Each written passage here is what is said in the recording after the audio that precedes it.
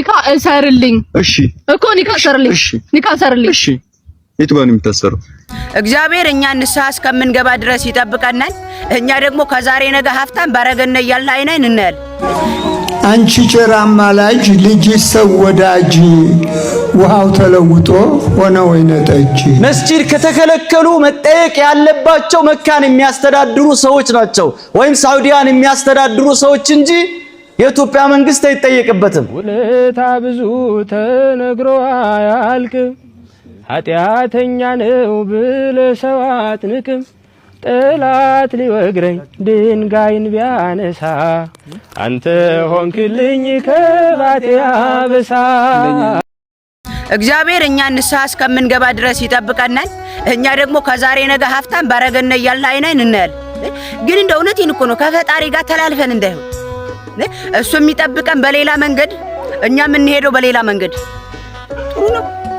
እሱ የሚፈልገው ወደ ፈጣሪ ቤት እንድንቀርብለት ወደ ቤቱ፣ እኛ ግን ገደል ይዤሽ ገባሁ። እኔ ይገርመኛል በየትም መልኩ በዚህ መንገድ ልንገናኝ አንችልም።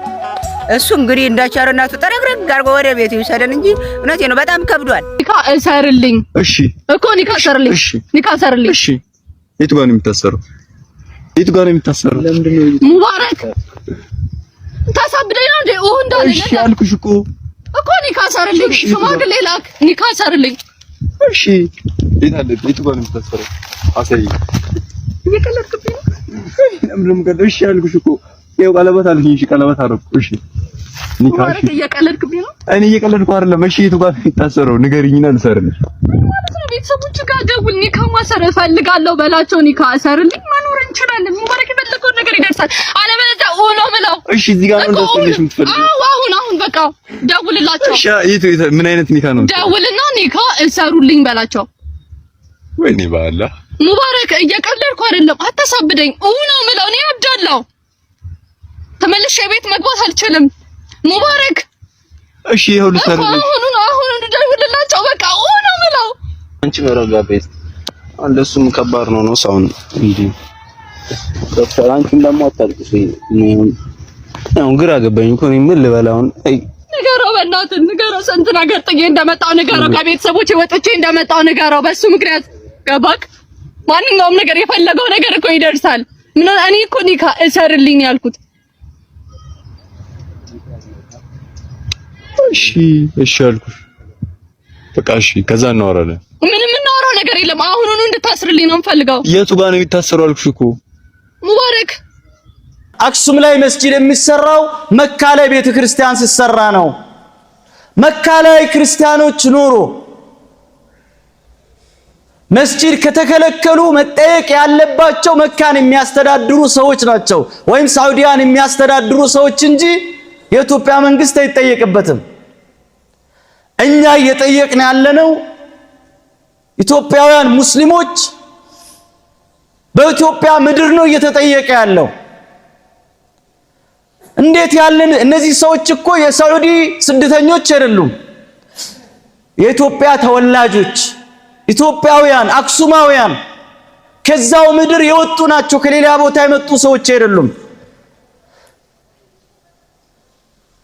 ህግ ሲሆን ለነሱ ለምን እንደማይሰራ አይገባንም። እንዲማ ከሆነ እኮ ኢትዮጵያ ውስጥም በታሪክ ወደዛ ከተመለሰን ሙስሊሞች ብቻ የሚኖሩበት እኮ ብዙ አካባቢዎች ነበሩ። ጅማ አባ ጅፋር እኮ በሆነ ታሪክ ማዕከሉ ላይ ከሙስሊም ውጪ ሌላ አካል የማይቀበርበት ታሪክ ነበር። ነገር ግን ካለው ተጨባጭ አብሮ ከመኖር አንዱን ከመረዳት ተነስቶ ያ ነገር ዛሬ ተቀይሯል። ሐረር ጆጎልስት እኮ ከሙስሊም ውጪ ሌላ ሰው አይኖርም ነበር በታሪክ። ዛሬ ቤተክርስቲያን አለ እዛ ውስጥ። የቀድሞ የጠቅላይ ሚኒስትር መለስ ዜናዊ ባለቤት ምንም አይነት ክርስቲያን በወቅቱ ባልነበረበት እኮ ስልጤ ዞን ላይ ቤተክርስቲያን እንዲሰራ ግፊት አድርጎ እኮ ተሰርቷል። አንቃወምም። የሚያመልክ ሰው ካለ እዛ ይሰራላቸው። ይህ ነገር ለንጽጽርም የማይመች ከተጨባጭም የራቀ ጉዳይን አንስቶ አክሱም ላይ ብቻ ለምንድነው ያ የሚፈጸመው? እየኖርን ያለነው ሴኩላር በሆነ ስርዓት ውስጥ ነው። ሁሉም ስፍራ ሙስሊሞችም ሆኑ ክርስቲያኖች ካሉ መብታቸው ተከብሮ መኖር ደግሞ ህገ መንግስታዊ መብትን ጭምር ነው።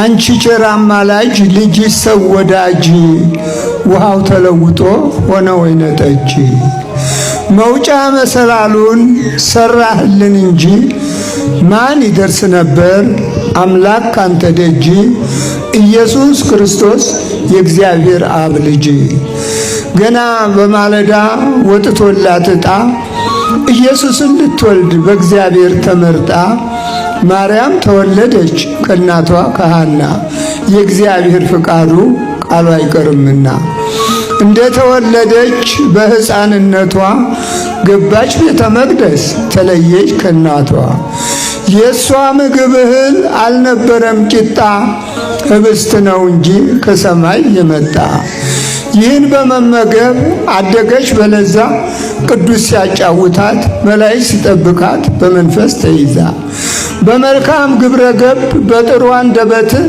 እግዚአብሔርን አምና በጾም በጸሎት ኖረች ቤተ መቅደስ ለብዙ ዓመታት ትንቢቱ ሊፈጸም ሲቃረብ ሰዓቱ ኢየሱስ ሊወለድ በመንፈስ ከናቱ እንዲህ ሲል ነገራት ሄዶ በመልእክቱ እግዚአብሔር ወዶሻል መርጦሻል ከጧቱ ማርያም ትጸንሻለሽ ወንድ ልጅ ትወልጃለሽ አላት ባንደበቱ ይህን ስትሰማ ዘወር ብላይታ በስመ አብ ብላ ሄደች ሌላ መስሏት ፈርታ እየደጋገመ ሲነግራት ምስራች እንደምን ይሆናል አለች እየፈራች ለእግዚአብሔር የሚሳን የለም የሚያቅተው ለእግዚአብሔር የሚሳን የለም የሚያቅተው ማርያም ደስ ይበልሽ ሁሉም በሱ ላይ ነው እጅግ በጣም ትልቅ የዓለም መድኃኒት ይወለዳን ካንቺ በመንፈስ አባት ብሎ ሲገልጽላት ቅዱስ ገብርኤል